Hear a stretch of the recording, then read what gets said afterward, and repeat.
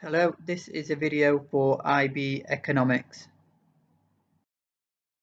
First off, let's just discuss the aims and objectives of the course itself.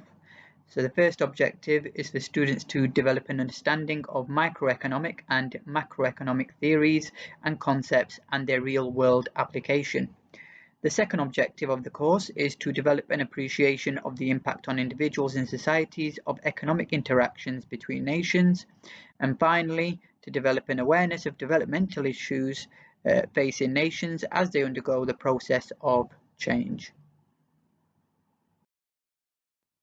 The course can be broken down into 4 units. As you can see on this slide, there is Introduction to Economics, which is Unit 1, and Microeconomics, which is Unit 2. Next we have Unit 3, which is Macroeconomics. And then Unit 4, the Global Economy. Okay, so assessment at HL. At the end of Year 2, students will be required to sit 3 papers, Paper 1, Paper 2 and Paper 3. Paper 1 will be weighted at 30% of the overall or final grade, Paper 2 will be weighted at 30% as well, and Paper 3 will be weighted at 20%. The final 20% of the overall grade will be 3 IAs that students will need to submit. These 3 IAs will be on microeconomics, macroeconomics and international economics. For SL it is slightly different, so paper 1 is weighted at 30%, paper 2 is weighted at 40%, and then the internal assessment is weighted at 30%.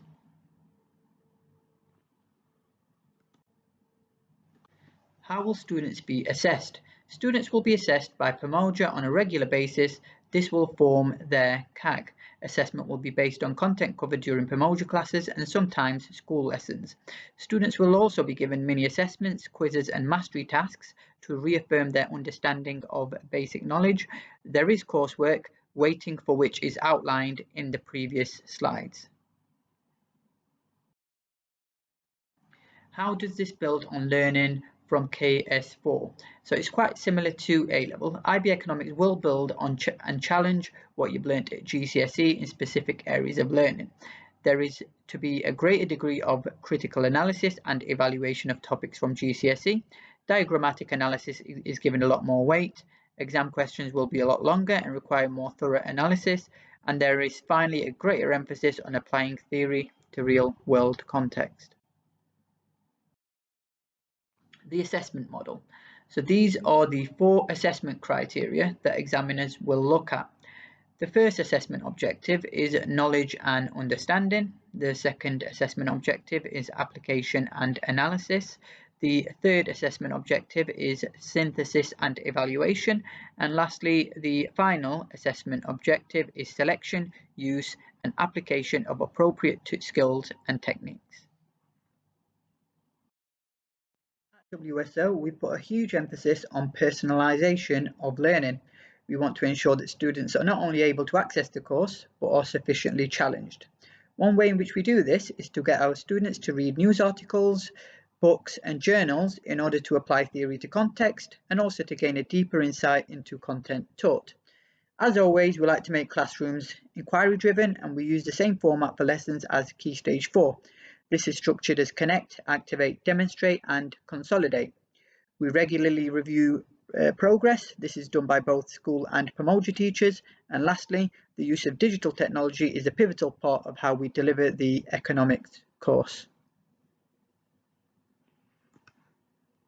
How does Pomoja work? So you join a classroom of up to 35 students from all around the world and are given access to the course content through an online learning platform.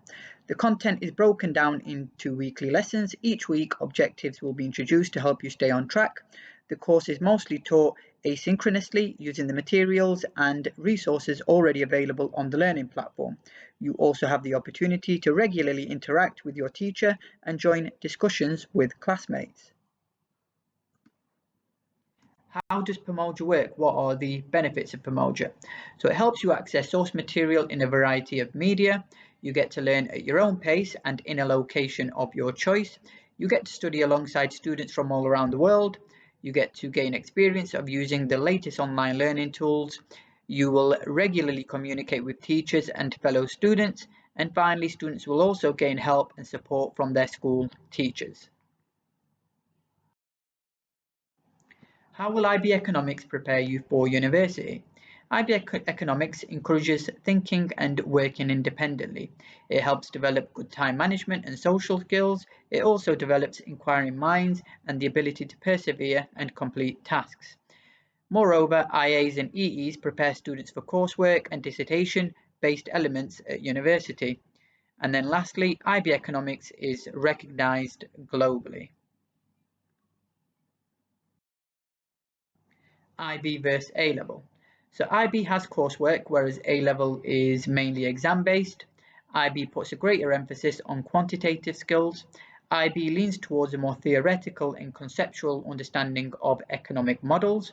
IB is Pomoja taught, whereas A level is school taught, and both are equally credible to university admissions. I hope that answers your questions. If you do have any more queries, concerns, or questions, please email me on u.ali_wso@gemsedu.com. Thank you for listening.